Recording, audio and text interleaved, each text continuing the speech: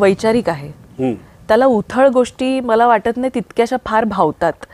म्हणजे अशीही लोक असतील की ज्यांना आवडत असेल एक टाइम बिंग, पण त्याला तेही बौद्धिक खाद्य हवं असतं. वेगवेगळे विषय एक्सपेरिमेंट म्हणून समोर आणणं, आणि त्याला ऑडियन्स आहे.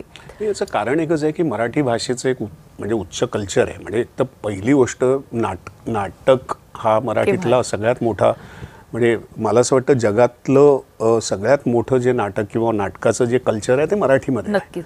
तर त्यामुळे ते नाटक बघून नाटकातले लिखाण, नाटकातलं जे सगळं सादरीकरण हे बघता बघता मराठी ऑडियन्स वाढला आहे. तर ऑब्व्हियसली तो बौद्धिक असणारच. वाचनही खूप आहे. पुलं आहे आपले दैवत मानलं जातं किंवा कितीतरी साहित्यकार आपण त्यांना असं पेडेस्टलवर ठेवतो. तर ऑब्व्हियसली एक कल्चर्ड भाषा हे असल्यामुळे मराठीला जेव्हा हे मिळालं तेव्हा तो एक त्याला एक काय म्हणतो त्याला लोकांनी उचलून धरलं मग. आणि अजूनही तसं आहे. म्हणजे एंटरटेनमेंट हा भाग आहेच एंटरटेनमेंटबद्दल, कारण ऑब्व्हियसली तो एंटरटेनमेंट सेगमेंटमध्येच येतो हे.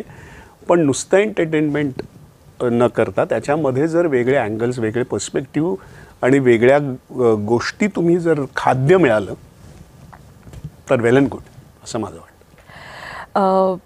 मला असं वाटतं की निखिल अडवाणींच्या डी डेमध्ये देखील तुमची महत्त्वाची भूमिका होती. इरफान खान, ऋषी कपूर, अर्जुन रामपाल अशी एक तगडी तेव्हा स्टारकास्ट होती, आणि तो अनुभव पण मला असं वाटतं की वेगळा असेल. डी डेमधला तुमचा रोल आणि तो चित्रपट कसा मिळाला होता? जेव्हा मी इस रात की सुबेनी करत होतो सुधीर मिश्रावर, माझे पहिल्या हिंदी जे फिल्म झाले त्यामध्ये इस रात की सुबेनी आहे.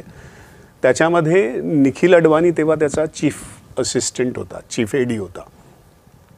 त्यामुळे दोस्ती झाली होती. आणि ऑब्व्हियसली निखिलचं एनर्जी आणि त्यावेळेचं जे त्याचं सिनेमा करण्याचं जे हे होतं ते तेव्हाच ते दिसत होतं.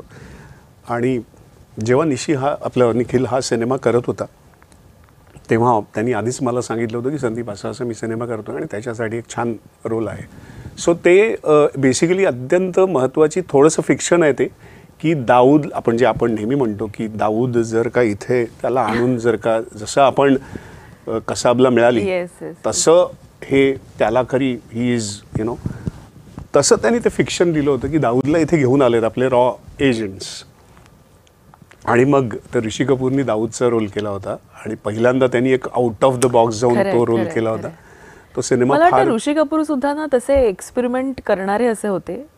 मला असं वाटतं थोडंसं ऋषी कपूर यांना अजून ते वेगळ्या पठडीतले रोल करू शकले असते, पण तसे त्यांना मिळाले नाहीत. पण नंतर आता म्हणजे त्याचं वय झाल्यावरती खूप करायला मिळाले. हम दोनो किंवा बरेच काही असे त्यांनी वेगवेगळे केले.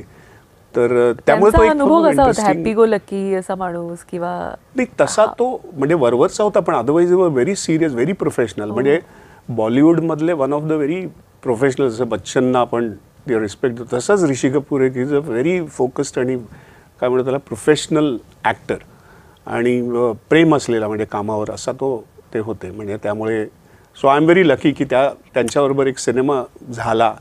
किंवा कारण माझे ते खूप फेवरेट ॲक्टर होते, वन ऑफ द